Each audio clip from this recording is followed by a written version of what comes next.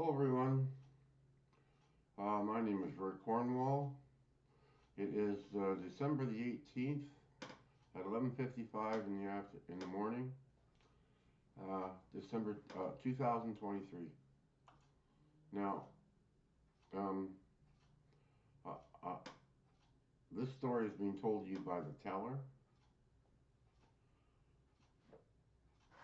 Yeah, my whole life has been a series of odd things happening to me, specifically being taken by aliens, right from when I was a young boy through to right now. I'm 30 years old, and it's still happening. So uh, I've been interested in the space, what we're doing as humans in space, going to the moon, all that. I'm all over this. So uh, one day I'm lying on the couch in my living room watching TV, not doing anything. I'm just an average guy like you or me. And my door rings, the doorbell rings, so I go on and answer. And there's two gentlemen there. No, they weren't men in black, but they had suits on. Uh, they said they wanted to talk to me. I invited them in, sat down, and they started telling me this story about they're from NASA. We have bases on the moon, which I already knew because that was being publicized at the time. What I didn't know was is that we had a base on Mars, and I knew we had a rover on Mars, but I didn't know we had a base there. So he told me this big long story about how there was a base on Mars and oh how wonderful it was up there, and he. So after about 20 minutes of talking, I stopped and I said, "Well, why are you telling me this?" He says, "Because we need somebody to to man this base, and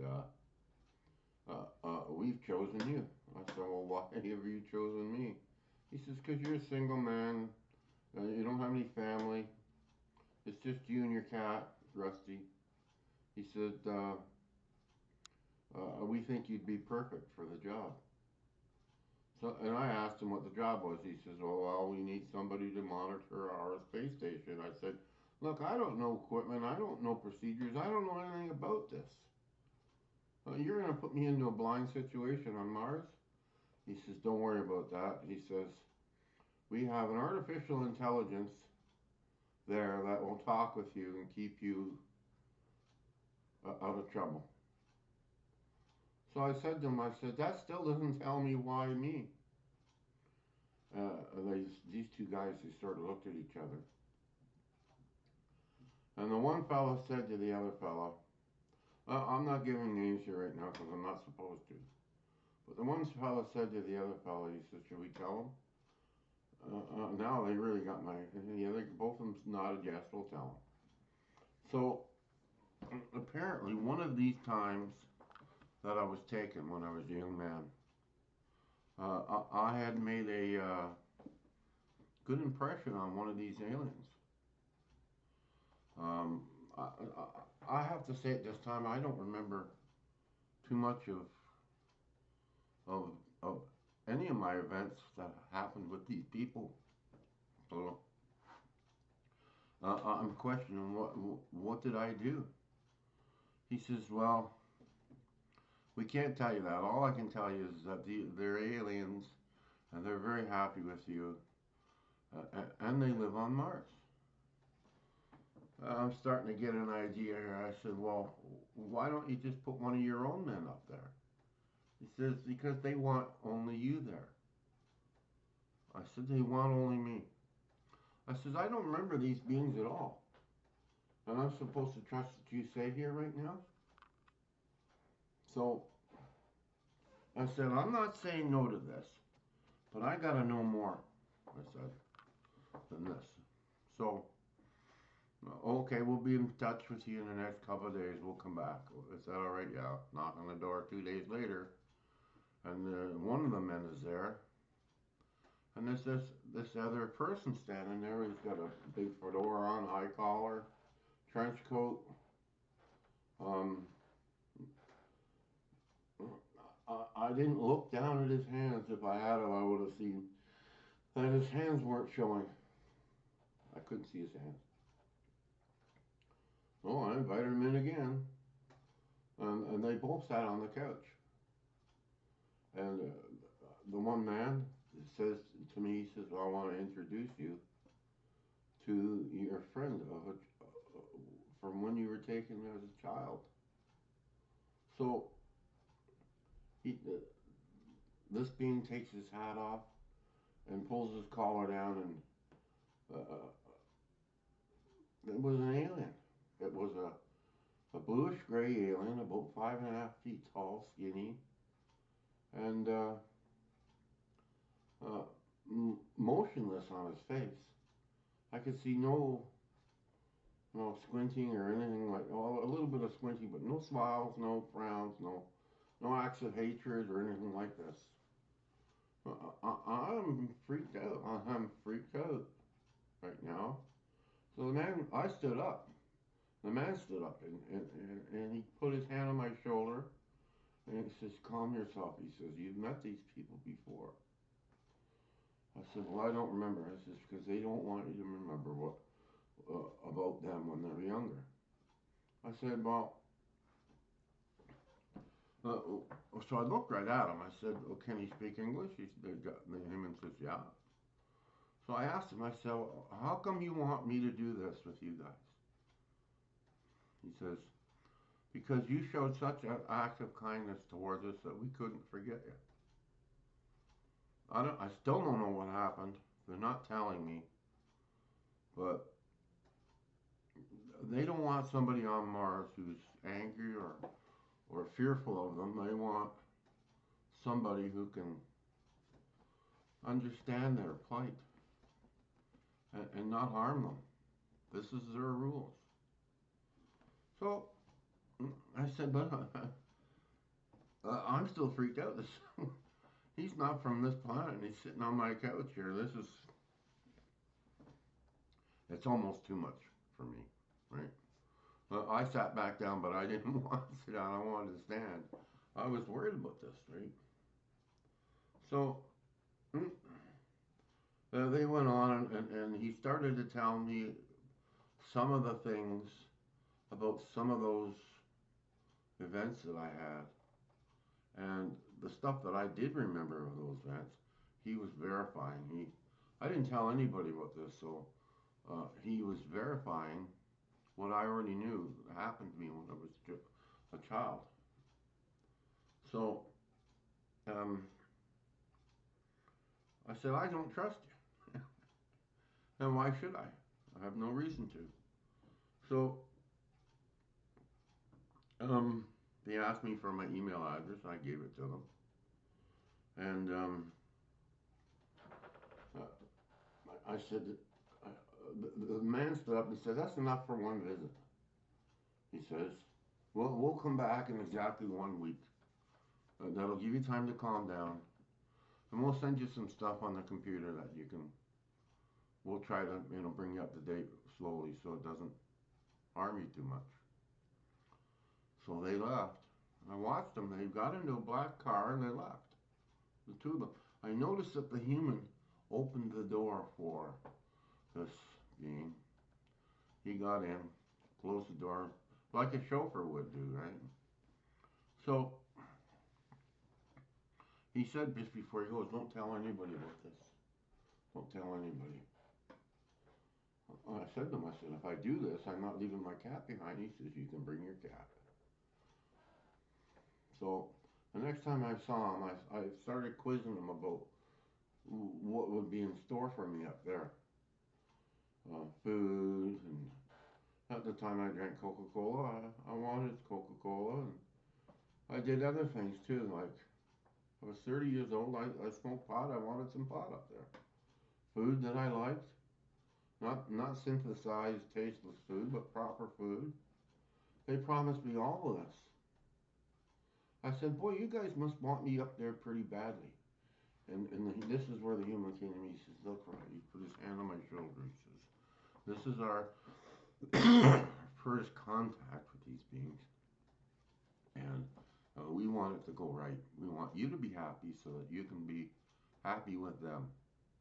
Whatever you need, whatever it is, doesn't matter. We're gonna. Oh, pardon me, Sean, but we're gonna give that to you. We have a way of getting to Mars different than what you know. He said. So another week. This went on week after one. Every week he gave me a week to calm down. So finally it gets to the point where I've got to make a decision here. So I'm saying to myself, what's left on this planet for me? I don't have a girlfriend. Uh, there's fighting some wars and everything else going on. I said, so shaking and reluctantly, I said yes to this. Um, I said, I want to bring my cat. I said, now look, if you're lying to me in any way, this isn't going to go well. I said, because you're playing with a man here who won't put up with lies. If you're telling me the truth, everything's fine. But if you're not, so he says, don't worry. He says, we're not only going to take care of you. He says, but we're telling you the truth as much as we know it. So, okay. Now, this being hasn't really even spoken to me yet. I said to him, I said, am I going to be, to the human, I said, am I going to be uh, not talking with anybody the whole time I'm up there? And how long do I have to stay? For the rest of your life, he says. They want you that bad that they're going to take care of you up there. So, they were relentless. They never forced me to make any decisions, but the decision I made was yes, let's go for it. I realized the importance of making friends with alien species. If they're not nasty and not, yeah, well, let's make some friends with them, right? So he says, 1 week from today, we're going to go. I said, how? He says, don't worry about that. He says, we're not going to put you in a rocket and put in a year traveling there or 6 months travel. He says, we're not going to do that. He says, it'll be quick and you'll be there. I says, is there any pain involved with this? He goes, no, no pain, right? I said, well, before I go, I want you to tell me exactly what you expect of me when I get there. He says, take care of the place. He says, monitor the windows, monitor the equipment. We'll show you how to do that. It's simple. It's made for anybody up there because we didn't know who we were going to send there. So we made it for even public school kids can operate it, right? Um,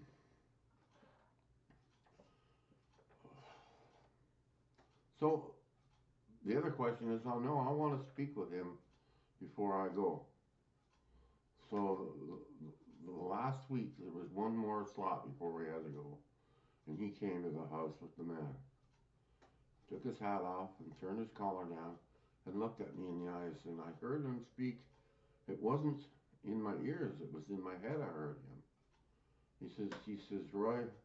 He says, you can hear us, right? And I said, yes. I said yes. I didn't have to speak the words, but I said yes. He told me you don't have to speak words, just think, and we'll understand you. So in this mode, you not only got the words from him, but you got his feeling from him, what he felt like, what his intentions were. Can I trust him? Everything. You got all that. So after speaking with him, I said, okay, we'll go. I said to the last question I said to this guy, a human, I said, well, what happens if I get lonely for a woman? I'm 30 years old. He says, we'll cross that road when it comes to it, he said. So, okay. So I took care of matters around the home. I actually sold my home and gave my money to my brother, and told him, wasn't supposed to tell anybody, but I told him, and he tried talking me out of it. I said, no, I'm not. I'm going to do this. They're depending on me. Both species apparently are depending on us. Now, comes that Friday, and I've packed about two suitcases full of things I don't pictures and things that I don't want to leave behind. Uh, I got into that black car. The guy opened the door. I got in, and there was my friend. I'm not gonna say his name. It wasn't Valiant Thor. It was another neat name. I just called him my friend. That's all I called him. Because truthfully, his name was hard to say. So I just called, look, I'll call you my friend. And that seemed to be okay with him. They drove me for 18 or 19 hours. I fell asleep in the back seat. I didn't know where I was. We pulled up to this building. It looked like it was in the slum area of some city, like New York or something, right? Pulled up in front of it. The three of us got out and walked in through a door, down a long corridor to a room at the back. We walked into this room, and it was like walking into another world. It looked like the central command of NASA. There was machines everywhere and a lot of people in there. And everybody knew who I was. I didn't know who anybody was. Everybody was saying, hi, Roy, thank you for doing this. You're a brave man. We'll take care of you. Don't worry, everything's going to be fine. This kind of thing, right? Now,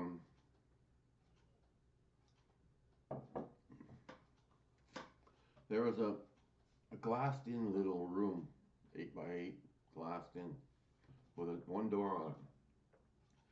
He says, this is a transporting machine. It'll transport you right to they call it an outpost.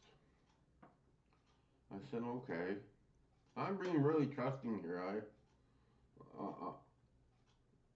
And the reason why I'm being so trusting is because I remember back when they took me, those events, the only ones that could have known that were the beings that took me. So I knew they were the ones that took me.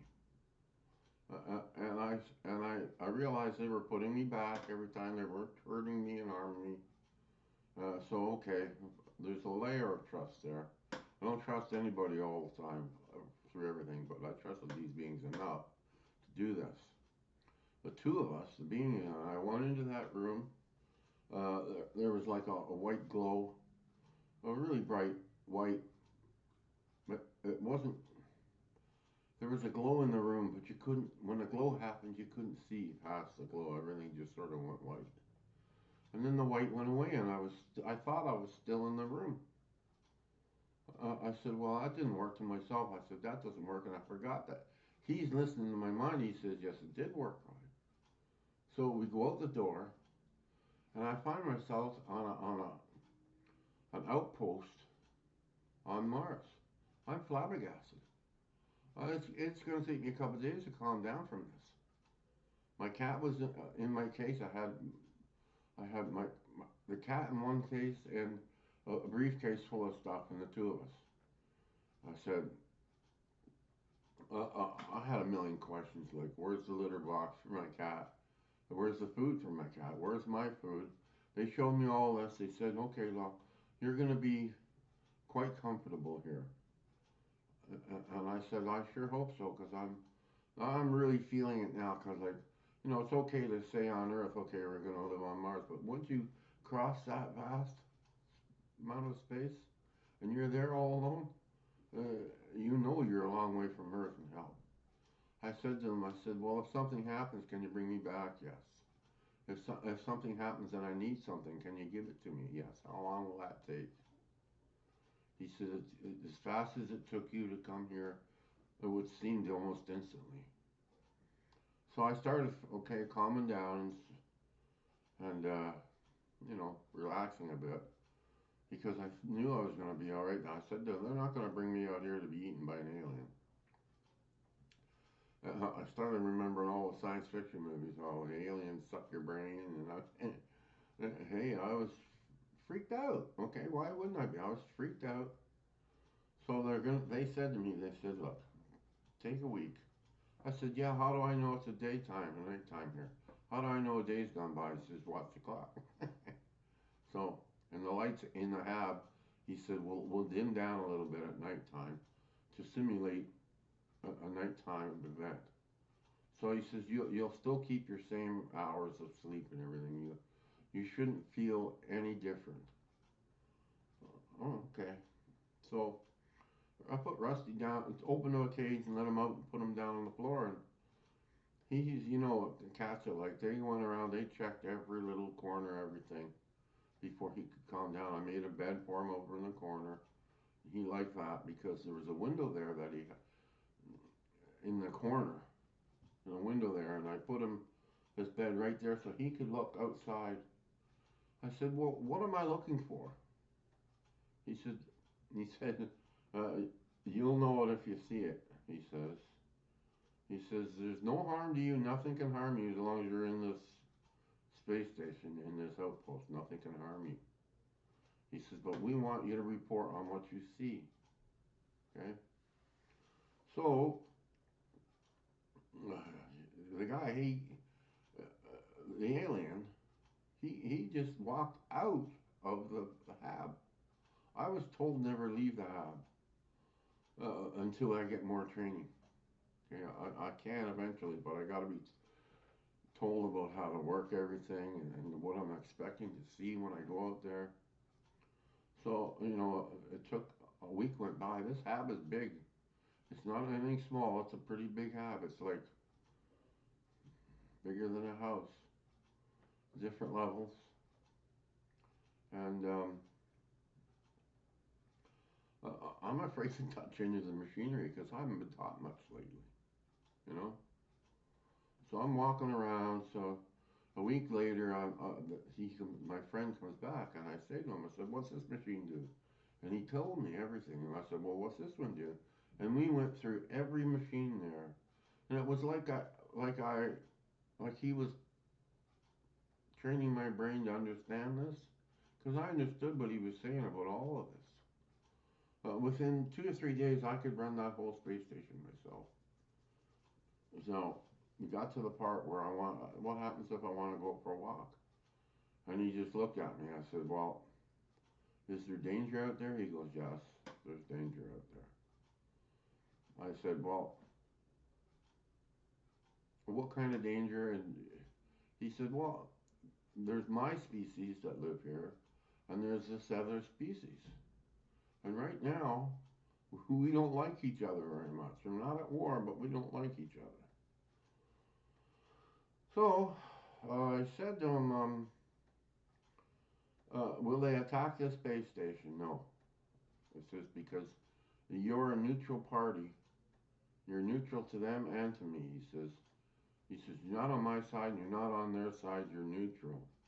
And I got it. This is why they wanted me there, because I was fair and they could trust me to be honest and fair.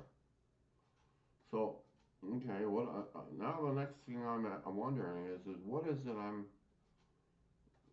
supposed to judge? And after a couple more days, I started thinking about this, and computers everywhere, and to access computers, you just fought. You didn't type or nothing. I got data back. I asked for all the data between my friends and these other beings, and they told me everything. Um, the two factions, one side wanted me there and the other side didn't. And I had to bridge that gap. So, I'm going, wow, how am I going to do that? I'm just an auto mechanic from Toronto, Ontario, Canada. I'm not a linguist or a philologist or anything like that. I said, I'm questioning whether I've got the skills to do this.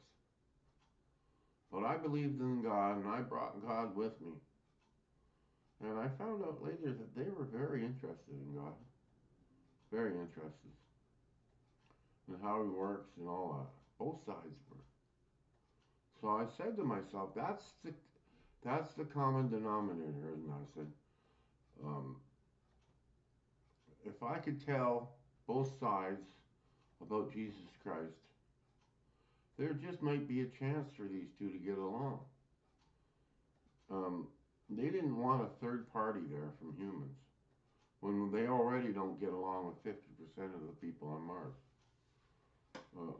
They didn't want to start an interplanetary war because of their dis, discomfort with each other, rubbing off on us. So, oh, this other this other species that was there, they were an odd looking bunch of guys. I call them. Their movements were sort of jerky. Uh, like they never just smoothly did anything. They were a dark green in color and and didn't weren't reptiles, but they almost looked reptilian because of the kind of skin.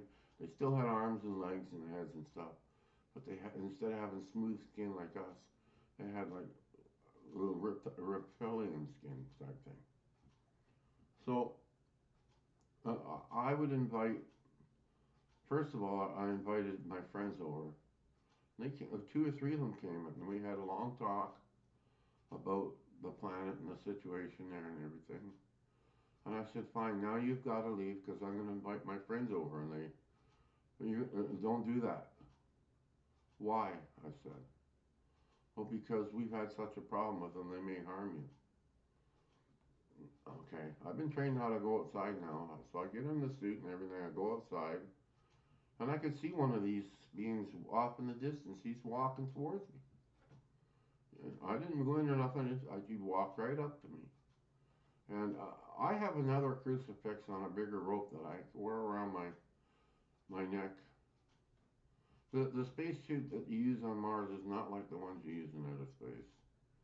So he walked up, and the first thing he did was he went to this, and picked it up, and looked at it like that. He looked at it. He said to me, he says, "Are you going to hurt me?" I said, "No. Why would I want to hurt you for?" I said, "Are you going to hurt me?" He says, "No." So to come into the lab, we made him a thing like a tank that he went around on his back, and a thing to go under his nose so he could breathe. Because the air he breathed was not the same as what I did. The good guys, my friends, they could come in without. They couldn't stay like I couldn't do exercise and stuff, but they were all right if they were just sitting talking. So the bad guys come in. I call them the bad guys. They didn't turn out to be bad guys at all. Uh, they wanted to know what I was doing there, who I was, where I was from. They were really interested in everything about me. And I said, I come to the point where I said, okay, now I need to know everything about you. So in my head, they run this movie through my head about all the problems they've had with these other beings. Apparently, a long time ago, there was a war uh, that was started uh, over something really stupid, but it built and built into a bigger fight, and eventually nobody ever knew what the fight was about. So I used I used to keep track of the days as best I could. I'd count them off, and every seventh day was a Sunday.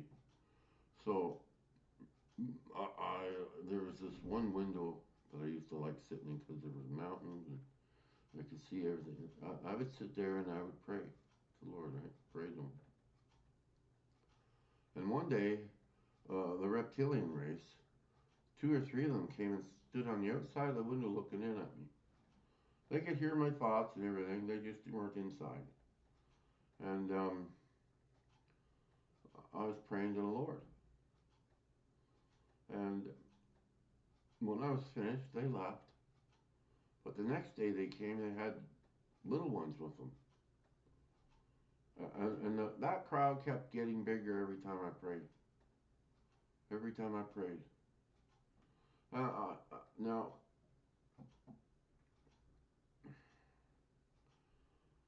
there was nothing I had that they wanted, or I would have given them food or whatever. That they didn't want anything. What they wanted was up here.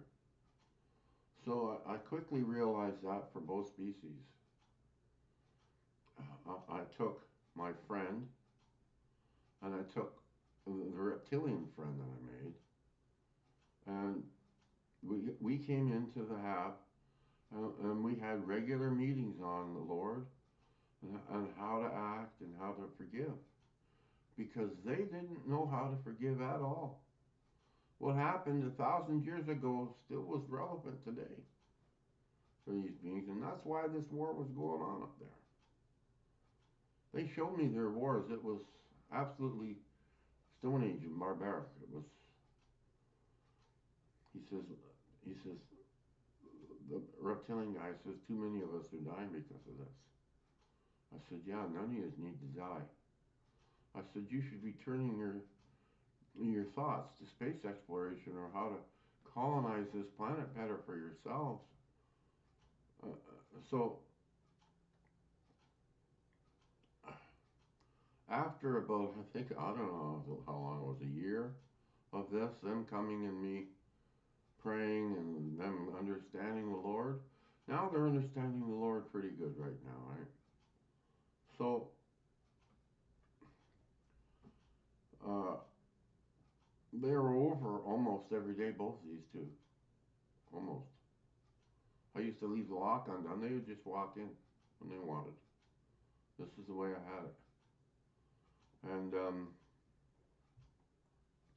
the people on Earth, they wanted to know what was going on, right? I had to send them reports regularly on what I said. But in this hab, there was like a round ball. There was a camera, basically. It just floated around and followed me from room to room and monitored everything I said and did. And as soon as, um, like the people on Earth could see I was making headway with this, so they left me alone. They didn't say anything, right? Uh, but as soon as we got to the part where more humans wanted to come, that's when the aliens started acting up. We haven't invited you guys. We only invited Roy. So, um, these beings, they tolerated each other. Now they went from hating to tolerating. They weren't loving with each other.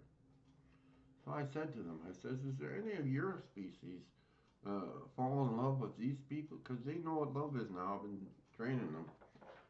And they say, yeah, there are small pockets of people where we both get along.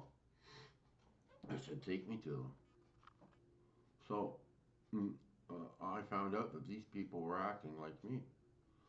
I said, well, how come you're not taking their lead to both of these two? I'm going to start to get on these two now.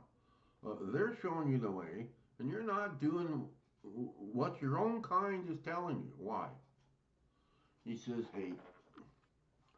Hate, hate that we've kept for thousands of years. I said, well, you're going to have to drop that hate. Just drop it like a hot rock. And they laughed at that. I don't normally get these guys to laugh. But when they heard the hot rock and dropping it, they knew what I meant and they laughed. Both of them did. It didn't seem so funny to me, but they thought it was funny. So, okay. Um, the one question that both sides asked me was, how come you've got that animal over here with you? I said, because I love him. Well, because they know what love is. You said, you love him? I said, I love him just like I love you. And they went quiet for a long time. I couldn't get an answer out of them. I said, that mentality of me loving that cat is the same thing that you have to learn to love each other. And then I went into this deal. Imagine where you'd be at if you both loved each other and you both worked at the same uh, things that are bothering you, because they had their own problems between both of them. If they banded together, they could solve a lot of those problems, I said. So, um, this has gone on now for a couple of years. I'm getting lonely. I want, with my reports that I gave, I said, I'm getting lonely. I want a girl up here. So, they didn't do it right away. They didn't even answer me on that. But I was persistent. And they sent me this nice little girl up there. She was the same age as me, and she was beautiful. They made sure she was beautiful for me. And it was then when I started showing love to the girl, put my arm around her, hugging her, in front of these beings, that they could understand what love is. You see, when they made their children, they didn't, love didn't exist. It was in a test tube for both of them. They'd lost the ability to love. So when she came, yeah, now her name was Fran, right? And we started having fun. You know how playing together and giggling and laughing and chasing each other around. And whenever we did this, they'd line up outside the window and look in, right? There were shutters. I could close the shutters whenever I wanted, but I never did. Um, I said, "Don't you have females?" Yeah. What are they for? Oh, they'd lost the ability to love, to have babies natural way. And in doing so, they lost a lot of the feelings and the heart that went along with it. And this was the major reason why the wars existed. They thought wars were natural. You have to breed, you have to war. So, well, her and I were quite happy up there. I don't know how long I was there, but Rusty was getting old now. He's up in his years. And uh,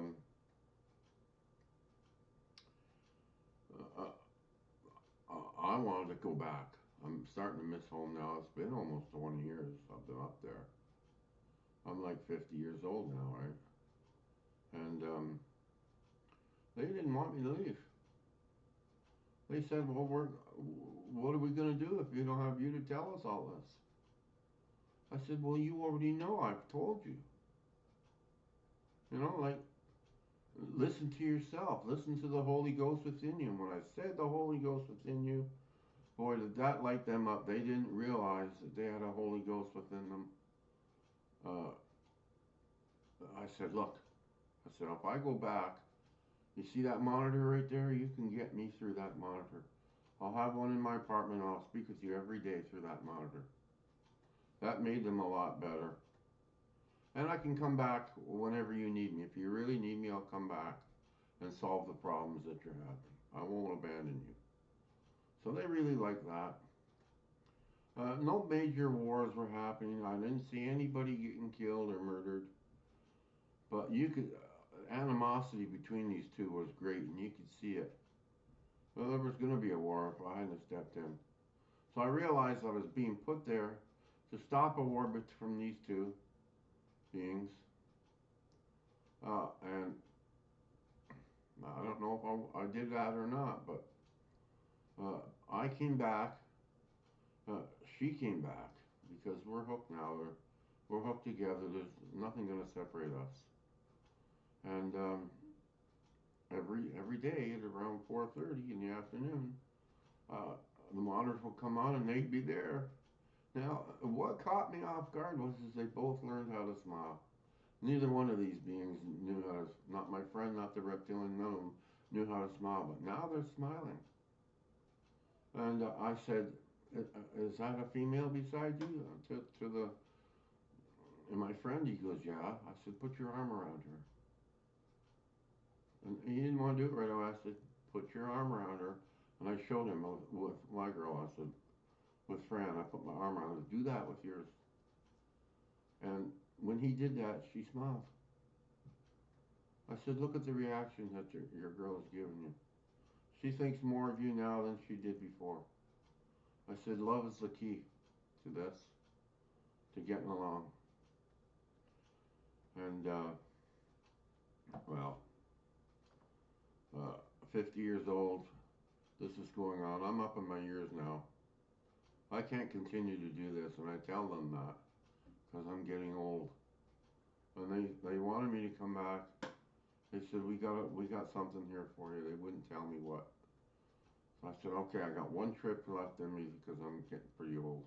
I went back to the hab, and they were waiting for me inside. They were waiting for me, both species. And there was they did this right in front of me. There was a root. It looked like they just pulled it right out of the ground, right? And they had a hammer and they smashed it into a powder, right? They knew where the water was. They got me a glass of water. They put this in, stirred it up, and handed it to me. I'm not drinking that. I said, look at this. He says, and they're smiling. They go, Roy, drink it, drink it, drink it. So, I don't want to break their trust. I've worked hard to get their trust. So, without even thinking, I just took it and kicked it back. Right? Nothing. Didn't feel nothing. Didn't taste good. Nothing. Right? And I said, how come you wanted me to drink this? He says, it'll cure all your problems. He said, and you'll be able to live as long as you want. If you want to die, you can die, but it's up to you. He says, you'll live pain-free, without disease, for a very, very long time. Because they didn't want to lose me, you see. So they gave me their secret. This is why humans on Earth wanted these two to get along, so that we could get that secret.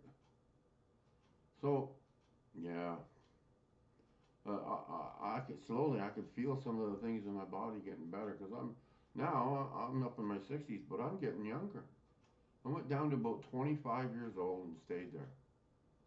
And okay, so now I'm bouncing back and forth from Mars to Earth, and I eventually ended up taking some of my friends to Mars. I got permission, and away we all went, so that they could get used to having more than one human around, a couple more, get used to people talking, giggling in a group, and all this stuff. Once we did that, they started implementing that. It's like you could program these beings easily on how to be. They forgot. They needed the humanity that that Earthlings could bring them to save their lives. I said, don't ever show anger or hate. I said, I'll be gone and you'll never see me again. Well, that scared them. So the hate and the anger was gone. The love and devotion for your spouse was in. Uh, that's how this story ends. It just goes on for a very long time, but basically, I made some pretty good friends up there um, on Mars. Now, Rusty, he used to like it. Okay, I gotta tell a little bit at the end here. I gotta tell us. Rusty liked it because he could jump from one end of the room and be just like Super Cat and go right across the room like this and land on the other end of the room. And he was good at this. He would run and bounce off that wall, bounce off this wall, bounce off that chair, and go to where he wanted to go. Now, don't forget gravity is about 1/3 less what it is on Earth. So he was 3 times stronger, and he liked that. Right? Uh, Eventually, they gave me it was something like a motorcycle, but without wheels. It flew, right? But you know, and I had my suit and a suit for Rusty. Rusty's between my legs. I'd strap him to me, and we go out flying everywhere. And I'd use it because cats have great eyes. And if he'd go like this and look like that, I wouldn't stop. But if he went like this and looked back, I would stop and go back to see what he looked at. Yeah, that cat loved it up there. But coming back to Earth was a problem because of the gravity change, you see. So it always took me about a month to build my strength back up to the point where I could start feeling comfortable when I came back. So these jumps weren't real great for me, but they weren't killing me. So that's the story I want to tell you of part one of my time on Mars at the Hab and the friends that I made there. Thanks, everyone, and we'll see you in part two. Blessings. Bye bye.